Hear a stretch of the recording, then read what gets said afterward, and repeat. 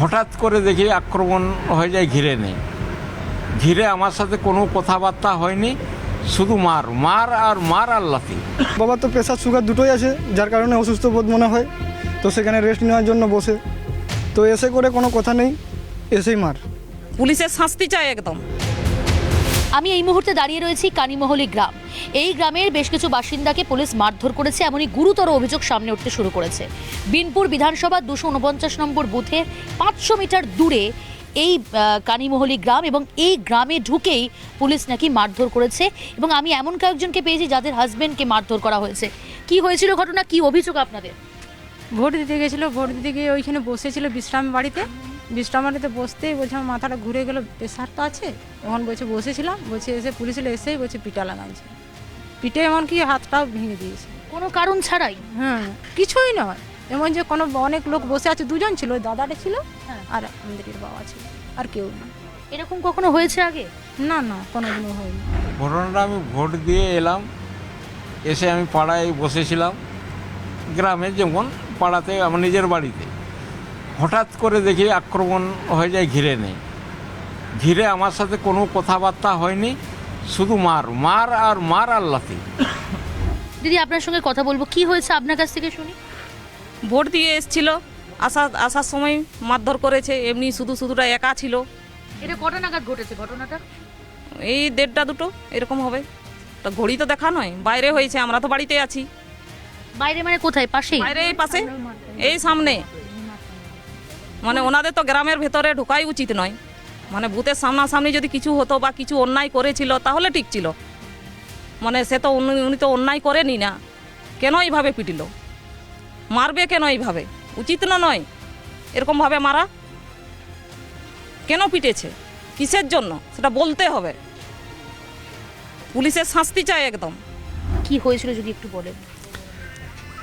এই তিমির ভাই ভোট দিতে যাচ্ছিল, হ্যাঁ। গিয়ে মানে কি হলো, বিশ্রামাগারে অসুস্থ বোধ করায় বসে পড়েছে। বসে পড়ে আমি ভোট দিয়ে আসছি, তখন ও আমার হেল্প চাই আর কি। হেল্প চাই, দুজন বসে বলছে একটু রেস্ট নাও, তারপর দেখা যাবে। তারপর ওই কিউআরটির যে গাড়িটা আসে, চোপতে দাঁড়ায়, হ্যাঁ, 2-4টা খিস্তি মারে আর মার শুরু করে। ফলে কারণ জানতে চেয়েছিলেন যে কেন মারধর করছেন? ও কথা বলার কোনো সময় নেই, এসেই তো লাঠি চার্জ। আর দ্বিতীয় কথাটা হচ্ছে আরেকজন, এই যে প্রদীপ মাহাতো, যাকে ওই সিআরপিএফ নিয়ে গেছে, ও অন্য ধারে ভোট দিয়ে বাড়ি যাচ্ছিল, তাকেও মেরেছে রাস্তার উপর। আচ্ছা, এরকম অনেকে বলছে যে কোনো রাজনৈতিক দলের প্রভাব কি রয়েছে বলে আপনারা মনে করছেন? কোনো প্রভাব নেই, কোনো ভয় দেখানো কোনো নেই, ভোট যেতে কোনো সমস্যা বাধা দেওয়া নেই, কিছু হয়েছে? নেই, কোনো বাধা নেই, না, আপনারা কোনো বাধা নেই। ঠিক নেই, ভোট দিতে পেরেছেন? হ্যাঁ, ভোট শান্তিপূর্ণ দিয়েছে, শান্তিপূর্ণ ভোট হয়েছে। কিন্তু গ্রামে ঢুকে পুলিশ মারধর হ্যাঁ, করেছে। গ্রামে ঢুকে পুলিশ মারধর করেছে, একবারে অন্যায়। পুলিশের বিরুদ্ধে শুধু অভিযোগ? হ্যাঁ, পুলিশের বিরুদ্ধে অভিযোগ। পুলিশের অবশ্যই শাস্তি চাই। কেন এইভাবে মারলো? পরিবার কি দেখবেন উনি যে এইভাবে মেরে চলে গেলেন? ব্যাপারটা হচ্ছে কি জানেন তো, যখন শাসক দল বুঝে যায় যে এই বুথটা লিড নিতে পারবো না, তখন সেই গ্রামের উপর ওরা টর্চার শুরু করছে।